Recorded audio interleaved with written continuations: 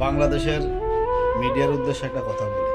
আপনারা বিভিন্ন ফেসবুকে টিকটক থেকে এআইয়ের ভিডিও ডাউনলোড করিয়া ওইটা নিয়ে দুবাইয়ের ব্যাপারে কোনো নিউজ করিয়েন না। আজ পর্যন্ত দুবাইতে একটা অফিস বন্ধ হয় নাই, একটা কোম্পানি বন্ধ হয় নাই, একটা দোকান বন্ধ হয় নাই। হ্যাঁ, আপনারা যে বলতেছেন দুবাই এইটা হয়েছে, ওইটা শেষ, এইটা শেষ, কোথায়? আমরা তো দুবাই আছি, তাই না? আর আমি আমার আবাস কিছু প্রবাসীদেরকে বলবো, আপনারা যে দেশে যাওয়ার পরে, এয়ারপোর্টে যাওয়ার পরে সাংবাদিকের মাইক্রোফোন দেখলে আপনাদের আবেগ তলে টেনে ওঠে।